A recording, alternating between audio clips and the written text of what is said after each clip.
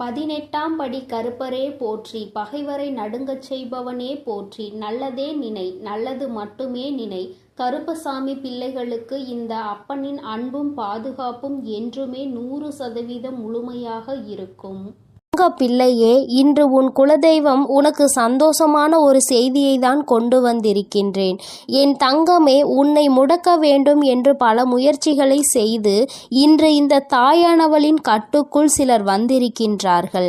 என் பிள்ளை, அப்படியே என்னுடைய கட்டுக்குள் வந்தவர்கள் யார் என்பதை தெரிந்து கொண்டால் நிச்சயமாக நீ மனமகிழ்ச்சி அடையத்தானே செய்வாய். அந்த மனமகிழ்ச்சியை உன்னிடத்தில் இருந்து காண்பதற்காக தான் இன்று உன்னுடைய தாயானவள் உன்னை காண வந்திருக்கின்றேன். என் தங்கமே, உன்னுடைய வாழ்க்கையில் உன்னை சுற்றி சூழ்ச்சிகள் பலவிதமாக நடந்தது. சிலர் உன்னை பார்த்து பொறாமை கொண்டார்கள், சிலர் உன் மீது கண் திருஷ்டியினை வைத்தார்கள். ஆனால் ஒரு சிலர் உன்னை முடக்கி அழிக்க வேண்டும் என்று நினைத்தார்கள். அவர்களுக்கு உன்னை கண்டாலே நீ இன்னமும் இருந்து கொண்டிருக்கிறாயே என்பது போன்ற ஒரு எண்ணம். இது போன்ற எண்ணங்களை கொண்டு உன்னை சுற்றி சுற்றி வந்ததோடு மட்டுமல்லாமல் நீ சிரித்தால் அவர்களும் நல்லவர்கள் போல சிரிப்பார்கள். நீ என்ன சொன்னாலும் அதை அவர்கள் ஒன்றும் தெரியாதது போல தலையாட்டி கேட்பார்கள். எல்லா விஷயங்களை தெரிந்து வைத்து கொண்டே உன்னிடத்தில் ஒன்றும் தெரியாதது போல நடித்து கொண்டிருந்தார்கள். இது போன்று உன் வாழ்க்கையில் உன்னை அழிக்க சூழ்ச்சிகளை செய்தவர்கள், என் தங்கமே, நீ சில நேரங்களில் உன் வாழ்க்கையில் என்ன நடக்கிறது என்று புரியாமல் தவித்து நின்று கொண்டிருப்பாய். நமக்கு யாரேனும் எதையும் செய்து விட்டார்களா, நம்மை அழிக்க நினைக்கின்றார்களா, நமக்கு செய்வினைகளை செய்து விட்டார்களா என்று எண்ணி நீ பயந்து கொண்டிருக்கிறாய். ஏனென்றால் வாழ்க்கையில் வருகின்ற பிரச்சனைகள் ஒவ்வொன்றும் அப்படி உன்னை புரட்டி எடுத்து ஒன்று போனால் அடுத்தது ஒன்று மீண்டு வர முடியாமல் நீ தவித்து நின்று கொண்டிருக்கின்றாய். பல நேரங்களில் யாரோ உன்னை முடக்கி போட்டது போல அடுத்த அடி கூட எடுத்து வைக்க முடியாமல் நீ தவித்து நின்று கொண்டிருக்கின்றாய் என் தங்கமே. ஆனால் அந்த நேரத்தில் எல்லாம் நீ இந்த தாயானவள் என்னை அழைத்து அதிலிருந்து விடுபட்டு சென்றிருக்கின்றாய். என் பிள்ளையே, இதையெல்லாம் உன் அம்மா நான் பார்த்து கொண்டிருந்தேன் அல்லவா? அப்படியானால் இதற்கு ஒரு முடிவினை நாம் கொடுத்துவிட வேண்டும் என்று நான் எண்ணிவிட்டேன். அதைதான் உன்னுடைய வாழ்க்கையில் நான் செயல்படுத்த தொடங்கினேன். அந்த நேரத்தில் தான் நான் புரிந்து கொண்டேன், இதற்கெல்லாம் காரணம் உனக்கு மிகவும் நெருக்கமானவர்கள், உன்னோடு இருக்கின்றவர்கள், உன்னோடு நல்லபடியாக பேசி கொண்டிருக்கின்றவர்கள் என்று. என் தங்கமே, நான் இந்த விஷயத்தை தெரிந்து கொண்ட நேரத்தில் முதலில் அவர்களை முடக்கி விடலாம் என்று நினைத்த பொழுதுதான் நான் புரிந்து கொண்டேன். அவர்கள் செய்த தவறை நாம் செய்ய வேண்டாம். எல்லோருக்கும் குடும்பம் என்ற ஒன்று இருக்கின்றது. அவர்கள் தனிப்பட்ட மனது என்ன சொல்கின்றதோ அதை செய்கின்றார்களே தவிர மற்றபடி அவர்களை சுற்றி இருப்பவர்கள் எல்லாம் அவர்களுக்கு வேண்டியவர்கள் எல்லாம் நன்றாக இருக்க வேண்டும் என்றுதான் அவர்கள் நினைக்கின்றார்கள் என்று. என் பிள்ளையே, என்னதான் இருந்தாலும் ஒருவரை நாம் பழிவாங்க வேண்டும் என்று நினைத்தாலும் அவர்களை சார்ந்து இருப்பவர்களின் வாழ்க்கையும் இதில் அடங்கி இருக்கிறது என்பதை நாம் நிச்சயமாக யோசிக்க வேண்டும். அவர்கள் நினைப்பது போல நாமும் யார் எக்கேட கெட்டு போனால் நமக்கென்ன என்று இருந்துவிடக் கூடாது அல்லவா? அதனால்தான் உன் தாயானவள் இதை பற்றி சற்று யோசிக்க வேண்டிய சூழ்நிலை வந்துவிட்டது. நான் யோசித்து தான் இந்த முடிவிற்கு வந்திருக்கின்றேன். என் தங்கமே, அவர்கள் செய்த சூழ்ச்சி, அவர்கள் உன்னை முடக்க நினைத்தது, இதற்கெல்லாம் அவர்களுக்கு தனிப்பட்ட முறையில் தண்டனை கிடைக்க வேண்டியது கட்டாயமாக்கப்பட்டிருக்கின்றது. இந்த தண்டனையை அவர்கள் அனுபவிக்க வேண்டி இருப்பதனால் இந்த தாயானவள் அவர்களை முதலில் என்னுடைய கட்டுக்குள் கொண்டு வந்து விட்டேன். அப்படியானால் இப்பொழுது அவர்கள் என்னுடைய கட்டுப்பாட்டிற்குள் வந்து விட்டார்கள். என்னுடைய கட்டுப்பாட்டிற்குள் வந்த பிறகு அவர்களின் மனநிலையில் நிச்சயமாக மாற்றங்கள் வந்துவிடும். அவர்கள் செய்தது எல்லாம் எத்தனை பெரிய தவறு என்பதை அவர்கள் புரிந்து கொள்ள தொடங்கிவிட்டார்கள். இனிமேல் உன் பக்கமே திரும்பி பார்க்க கூடாது என்பதையும் அவர்கள் புரிந்து கொள்ள தொடங்கிவிட்டார்கள். என் தங்கமே, நீ நினைப்பது போல் அல்ல. பல மாற்றங்கள் அவர்களுக்குள் ஏற்பட்டிருக்கிறது. ஆனால் ஒன்று மட்டும் நிஜம், அவர்கள் உன்னுடைய வாழ்க்கையை அழிக்க நினைத்ததை நினைத்து இப்பொழுது சந்தோஷப்படுகின்றார்கள். ஏன் தெரியுமா? அப்படி நினைத்ததால் தானே இன்று இந்த தாயானவளினுடைய கைகளால் நம் வாழ்க்கையில் நமக்கு திருந்துவதற்கான வாய்ப்பு கிடைத்திருக்கிறது என்று அவர்கள் சந்தோஷப்படுகிறார்கள். ஆனாலும் இந்த அம்மா அவர்களுக்கு எல்லாவற்றையும் புரிய வைத்து விட்டேன். இனி ஒருபொழுதும் உன்னுடைய வாழ்க்கையில் அவர்களினுடைய தலையீடு நிச்சயமாக இருக்காது. அவர்கள் செய்த சூழ்ச்சி அவர்களுக்கே திரும்ப சென்றிருக்கும் பொழுது நிச்சயமாக இனி இது போன்ற ஒரு காரியத்தை செய்வதற்கு மனம் யாருக்கும் வந்துவிடாது. இந்த தாயானவளினுடைய அன்பினை பெற்ற குழந்தைகள் அல்லவா நீ உன்னை முடக்க நினைப்பதும் என்னை முடக்க நினைப்பதற்கு சமம் அல்லவா? அப்படி செய்ய வேண்டும் என்று நினைத்துவிட்டு அவர்கள் எப்படி அமைதியாக இருக்க முடியும்? அவர்களுக்கான பிரச்சனைகளை அவர்கள் அனுபவிக்க வேண்டிய கட்டாயம் அல்லவா? என் தங்கமே, இன்று அவர்கள் தான் நினைத்ததை சாதித்து விட்டது போல ஒரு உணர்வினை கொண்டு வந்தார்கள். அந்த உணர்வை அவர்களுக்குள் இருந்து எடுத்து அவர்கள் செய்தது எத்தனை பெரிய தவறு என்பதனை அவர்களுக்கு நான் உணர்த்தி விட்டேன். என்னதான் இந்த தாயானவள் அவர்களுக்கு அறிவுரை வழங்கினாலும் நான் அவர்களுக்கு ஆசிகளை ஒருபொழுதும் வழங்கவில்லை. அவர்களின் வாழ்க்கை அவர்களின் பொறுப்பு. அவர்கள் செய்த பாவத்திற்கு பலனும் அவர்களுக்கு நிச்சயமாக கிடைக்கும். என் பிள்ளையாக அவர்கள் திருந்து விட்டார்கள் என்றால் இனி வாழ்க்கையில் அவர்களுக்கு நல்லது நடக்கும். மீண்டும் மீண்டும் அதே தவறை தான் செய்வார்கள் என்றால் இந்த வாழ்க்கையே அவர்களை அழித்துவிடும் என்பதில் எந்த ஒரு மாற்று கருத்தும் கிடையாது. வாழ வேண்டும் என்ற எண்ணம் மட்டும் இருந்துவிட்டால் போதாது. இந்த வாழ்க்கையை வாழ்வதற்கான தகுதி நம்மிடத்தில் இருக்கின்றதா என்பதையும் புரிந்து கொள்ள வேண்டும். அதையெல்லாம் உனக்கு நிச்சயமாக இருக்கின்றதா என்பதை புரிந்து கொள்ள வேண்டும். என் தங்கமே, இவர்களினுடைய மனதில் இருக்கின்ற எண்ணங்களை எல்லாம் நீ நிச்சயமாக ஒரு பொருட்டாகவே நினைக்காதே. அடுத்தவர்களுக்கு கெடுதல் நினைப்பது, அடுத்தவர்கள் வாழ்க்கையை முடக்க நினைப்பதும் ஒரு தொழிலா? இது போன்ற வேலையை செய்வதற்கு பதிலாக அவர்கள் வாழாமலே இருந்து விடலாம் என்றுதான் உன் அம்மா எனக்கு கோபம் வருகின்றது. என் தங்கமே, இருந்தாலும் இவர்களை சார்ந்தவர்கள் எந்த கஷ்டமும் படக்கூடாது. இவர்கள் செய்த தவறுக்கு இவர்களின் சந்ததிகள் என்ன செய்வார்கள்? ஆனாலும் இவர்கள் செய்த பாவம் அவர்களை துரத்துவதை யாராலும் நிறுத்த முடியாது. அந்த பாவத்தை நாம் தூக்கி சுமக்க வேண்டாம் என்றுதான் அம்மா சொல்கின்றேன். என் தங்கமே, நீயும் அவர்களுக்கு ஒரு விஷயத்தை செய்யும் பொழுது அது அவர்கள் குடும்பத்தை பாதிக்கிறது என்றால் அந்த பாவம் உன்னை வந்து சேர்ந்துவிடும் அல்லவா? என் தங்கமே, அவர்கள் மிகவும் நல்லவர்களாக இருக்கலாம் அல்லவா? அதனால் என் பிள்ளையே, நீ யாரையும் வஞ்சிக்காதே. யார் மனதையும் நோகடிக்கும்படி நீ பேசிவிடாதே. அவரவர்கள் செய்வதற்கான பலன்களை அவரவர்கள் அனுபவிப்பார்கள். அவரவர்கள் வாழ்க்கையில் என்ன நடக்கின்றதோ அதற்கு அவர்களே பொறுப்பெடுத்துக் கொள்வார்கள். உன் வாழ்க்கையில் உனக்கு அவர்கள் செய்ததற்கான பொறுப்பினை நான் எடுத்துக் கொள்கின்றேன். என் தங்கமே, அவர்களை திருத்தி நல்வழிப்படுத்த வேண்டியது என்னுடைய பொறுப்பு. என்னுடைய கட்டுக்குள் இன்று வந்து நின்று கண்ணீர் சிந்தி கொண்டிருக்கின்றார்கள். அவர்கள் செய்த தவறை எண்ணி என்னிடத்தில் வருந்தி கொண்டிருக்கின்றார்கள்.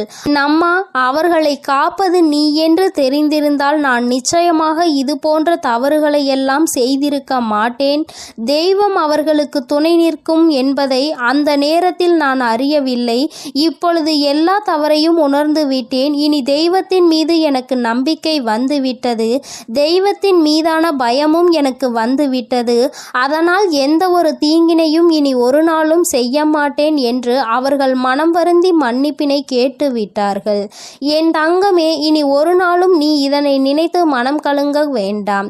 இனி உன்னுடைய வாழ்க்கையில் எல்லாமே நீ நினைத்தது போல நடக்கும். இந்த எதிரிகள் இல்லாத, இந்த துரோகிகள் இல்லாத நிலையை உனக்கு வாழ்க்கையில் உருவாக்கி கொடுக்கும் நேரம் வந்துவிட்டது. சூழ்ச்சிகளை யார் செய்தாலும் இந்த தாயானவளின் கைகளால் அவர்களுக்கு தண்டனை நிச்சயம் என்பதை புரிந்து கொள். உடனே நீ நடக்கவில்லை என்பதற்காக மனதை தளரவிட்டு விடாதே. நிச்சயமாக அம்மா அதற்கான வேலைகளையும் அதற்கான நாளையும் குறித்து விட்டேன். மிக விரைவாகவே எல்லாம் நடக்கும் பொழுது நீ மனமகிழ்ச்சி மகிழ்ச்சியினை நிச்சயமாக அடைந்து விடுவாய் என்பதில் எந்த ஒரு மாற்று கருத்தும் கிடையாது. என் தங்கமே, எப்பொழுதும் நீ சந்தோஷமாக இருக்க வேண்டும். சூழ்ச்சிகள் எல்லாம் உன் முன்னால் சுருண்டு போகும் என்பதனை புரிந்துகொள். என் தங்கமே, இந்த தாயானவளினுடைய ஆசீர்வாதங்கள் எப்பொழுதுமே உனக்கு முழுமையாக கிடைக்கும். அதனால் நீ எதற்காகவும் கலங்காதே, எதை நினைத்தும் வருந்தாதே. நீ நல்லதையே நினைத்தால் உன் வாழ்க்கையில் எல்லாம் உனக்கு நல்லதாகவே நடக்கும். என் தாயானவள் எப்போதும் உனக்கு துணையாக உன் இல்லத்திலே இருக்கிறேன். நீ செல்லும் இடத்திலெல்லாம் உனக்கு முன்பாக நான் சென்று கொண்டிருக்கிறேன் என்பதையும் நீ மறந்து விடாதே. என் செல்ல குழந்தையே, இன்று உன்னுடைய தாயானவள் உன்னிடத்தில் ஒரு விஷயத்தை பேசுவதற்காக நீண்ட நேரமாக காத்து கொண்டிருக்கிறேன். என் தங்கமே, உன்னுடைய வாழ்க்கையை அழிக்க நினைத்த துரோகிகளினுடைய நிலைமை இப்பொழுது என்னவாக இருக்கிறது என்பதை தெரிந்து கொள்ள வேண்டிய கட்டாயம் உனக்கு வந்திருக்கிறது. என் தங்கமே, இந்த தாயானவள் அவர்களுக்கு தண்டனை கொடுப்பதற்கு நான் சென்றிருந்தேன். ஆனால் உன்னுடைய குலதெய்வம் அந்த துரோகிகளுக்கு மிகப்பெரிய தண்டனையை கொடுத்து விட்டார்கள். என் தங்கமே, அது என்னவென்று நீ தெரிந்து கொள்ள வேண்டிய கட்டாயம் இப்பொழுது உனக்கு ஏற்பட்டிருக்கிறது. அதற்கு காரணம் என்ன தெரியுமா? என் பிள்ளை, உன்னுடைய வாழ்க்கையில் தெய்வங்கள் எதுவும் செய்யவில்லை, தெய்வத்தை வணங்குவதில் எந்த பலனும் இல்லை என்று நீ சொல்கிறாய் அல்லவா? நீ அதிலிருந்து தெளிவு பெற வேண்டும் அல்லவா? நீ உன் வாழ்க்கையில் தெய்வத்தை எந்த இடத்தில் வைத்திருக்கிறாய்? தெய்வம் உன்னை எந்த இடத்தில் வைத்து உனக்கு நல்லது செய்து கொண்டிருக்கிறார்கள் என்பதை நீ புரிந்து கொள்ள வேண்டும் என்பதற்காக தான் அம்மா இப்பொழுது உன்னிடத்தில் பேசிக் கொண்டிருக்கிறேன். என் தங்கமே, கண்களை மூடிக்கொண்டு சுற்றி இருப்பவை எல்லாம் இருட்டி போய்விட்டது என்று ஒரு நாளும் சொல்லக்கூடாது. நன்றாக கண்களை திறந்து பார்த்து சுற்றி என்ன நடக்கிறது என்பதை நீ பார்க்க வேண்டும். என் தங்கமே, அப்பொழுதுதான் இந்த வாழ்க்கை உனக்கு என்ன கொடுக்கிறது என்பதை உன்னால் புரிந்து கொள்ள முடியும். என் தங்கமே, இவை எல்லாவற்றையும் முதலில் தெரிந்து கொள்வதற்கு முன்பாக அம்மா சொல்கின்ற ஒரு விஷயத்தை நீ புரிந்து கொள். என் தங்கமே, ஒருவருக்கு உன்னை போராடி உன்னுடைய நிலைமையை நீ புரிய வைக்க வேண்டும் அல்லது உன்னுடைய சூழ்நிலையை புரிய வைக்க வேண்டும் என்ற நிலை உனக்கு வரும் என்றால், என் தங்கமே, உன்னுடைய மனதோடு சில நொடிகள் போராடி அவர்களை விட்டு நீ மறந்து விலகி செல்வது மிகவும் நல்லது. அம்மா சொல்கின்ற விஷயம் உனக்கு புரிகின்றதா? நான் உனக்கு இன்னமும் தெளிவாக சொல்ல வேண்டும் என்றால், என் தங்கமே, ஒருவரை நீ உயிராக நினைத்திருக்கிறாய். ஆனால் அவர்கள் உன் மீது தேவையில்லாமல் சந்தேகம் கொள்கிறார்கள் என்றால், என் தங்கமே, அதை பல முறை நீ புரிய வைக்க முயற்சி செய்தும் பலனளிக்கவில்லை என்றால், அந்த நேரத்தில் நீ சொல்ல வேண்டிய விஷயம் உண்மையான அன்பு என்றால் நிச்சயமாக நீ சொல்கின்ற விஷயம் புரிந்துவிடும்.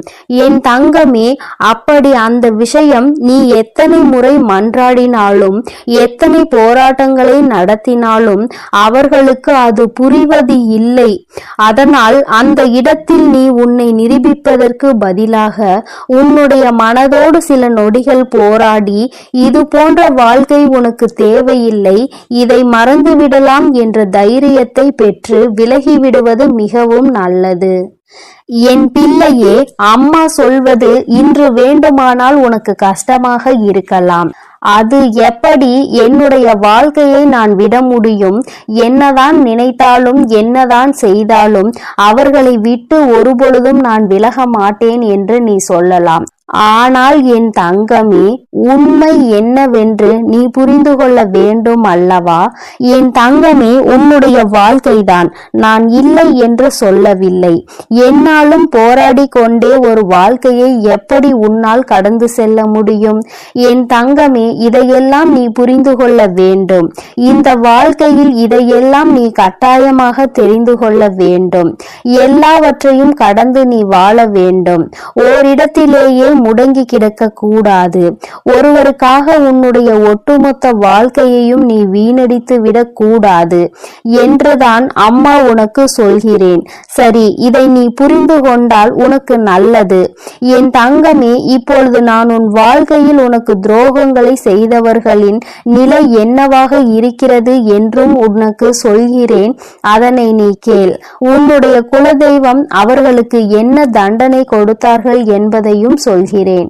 என் தங்கமே, உனக்கு காயங்களை கொடுத்தவர்கள் உனக்கு மிகவும் நெருக்கமானவர்கள், உன்னுடைய குடும்பத்தில் ஒருவர்.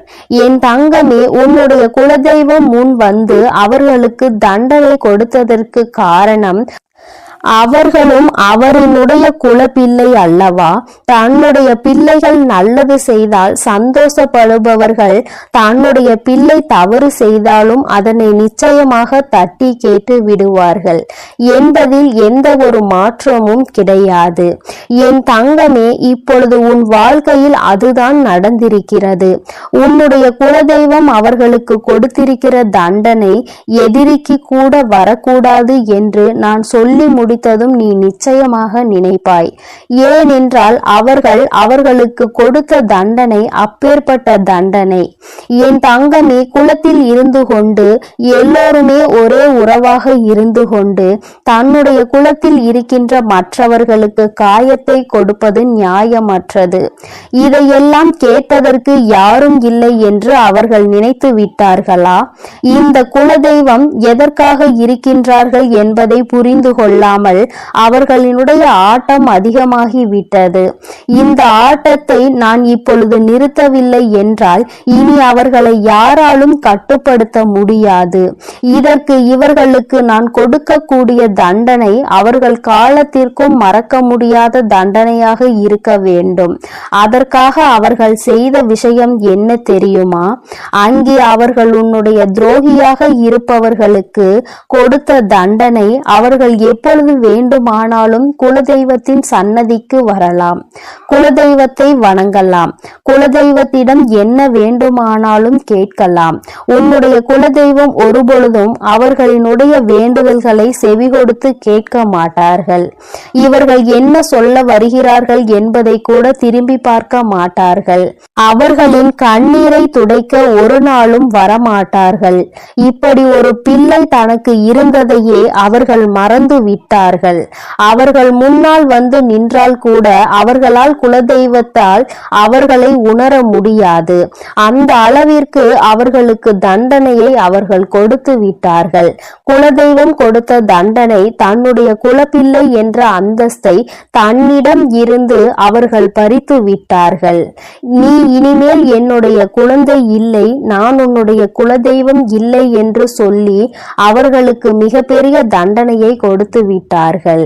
என் தங்கமே, இப்பொழுது நீ நினைக்கலாம், அம்மா இவர்களுக்கு இந்த தண்டனையை குலதெய்வம் கொடுக்கிறார் என்பதை இவர்கள் எப்படி புரிந்து கொள்வார்கள், இதனை எப்படி அவர்கள் உணர்ந்து கொள்வார்கள் என்று நீ நினைக்கிறாய் அல்லவா? நிச்சயமாக ஒரு நாள் அவர்கள் புரிந்து கொள்வார்கள். எப்பொழுது தெரியுமா? வாழ்க்கையில் அதிக அடிபட்டு வாழ்க்கையில் மிகுந்த வேதனைப்பட்டு இனிமேல் எதுவுமே இல்லை என்கின்ற நிலை வந்துவிட்ட பிறகு அவர்கள் இதனை புரிந்து கொள்வார்கள். அப்பொழுது அவர்கள் தன்னுடைய ஜாதகத்தை எடுத்துக்கொண்டு போய் ஜோசியரிடம் சென்று பார்ப்பார்கள்.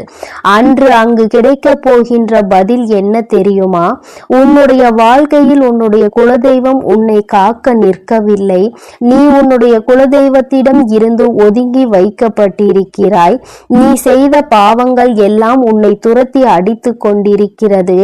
அதனால் உன் குலதெய்வம் உனக்கு கொடுத்த தண்டனையில் இருந்து உன்னால் ஒருபொழுதும் தப்ப முடியாது. ஒருவேளை நீ மனம் திருந்தி விட்டாயானால் இனிமேல் யாருக்கும் எந்த தவறுகளும் செய்ய மாட்டாய் என்றால் உன்னை மன்னிக்க வேண்டியது உன்னுடைய குலதெய்வம்தான். ஏனென்றால் இன்று உன்னுடைய இந்த நிலைக்கு அவர்கள் உன்னை ஒதுக்கி வைத்ததுதான், அவர்கள் உன்னை கண்ணெடுத்து பாராமல் இருப்பதுதான் காரணம். அதனால் அவர்களின் காலடிதான் உனக்கு நிரந்தரமான தீர்வு என்பதை அவர்கள் புரிய வைப்பார்கள். என் தங்கமே, இது போன்ற சூழ்நிலையை அவர்கள் வாழ்க்கையில் நான் உருவாக்கி கொடுத்து விடுவேன். அதனால் யார் என்ன கெடுதல் செய்தார்கள் என்பதை எல்லாம் நினைத்து நீ வேதனைப்பட்டு கொண்டிருக்காதே. துரோகங்கள் செய்பவர்களும் மற்றவர்கள் வாழ்க்கையை கெடுப்பவர்களும் நல்லபடியாக வாழ்ந்து கொண்டிருக்கிறார்கள் என்று நீ ஒருபொழுதும் நினைத்து கொண்டிருக்காதே. என் தங்கமே, உன்னுடைய எண்ணங்கள் போல இந்த வாழ்க்கையில் நிச்சயமாக பல நல்ல விஷயங்களை இந்த தாயானவள் நான் உனக்கு நடத்தி காட்டுவேன். இன்று உன்னுடைய துரோகியின் நிலை என்னவென்பதை நீ புரிந்து கொண்டாய் அல்லவா? நான் உனக்கு சொல்வதும் இதைத்தான். துரோகிகள் செய்தது போல அவருடைய வாழ்க்கையில் யாருக்கும் எந்த ஒரு துரோகத்தையும் நீ செய்துவிடக் கூடாது. அதில் எப்பொழுதுமே நீ அதிக கவனத்தோடு இருக்க வேண்டும். இந்த வாழ்க்கையில் உனக்கு எதுவெல்லாம் கிடைக்க வேண்டும் என்று இருக்கின்றதோ அதையெல்லாம் நீ சந்தோஷமாக பெற்றுக்கொள்ள வேண்டும்.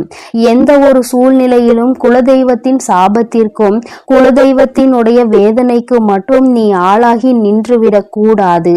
இது ஒன்றே போதும் உன்னை நல்ல நிலைக்கு கொண்டு வருவதற்கு. என் அன்பு பிள்ளையே, இந்த தாயானவளினுடைய ஆசீர்வாதங்கள் உனக்கு எப்பொழுதும் முழுமையாக இருக்கும். அதனால் நீ எதற்காகவும் கலங்காதே, எதை நினைத்தும் வருந்தாதே.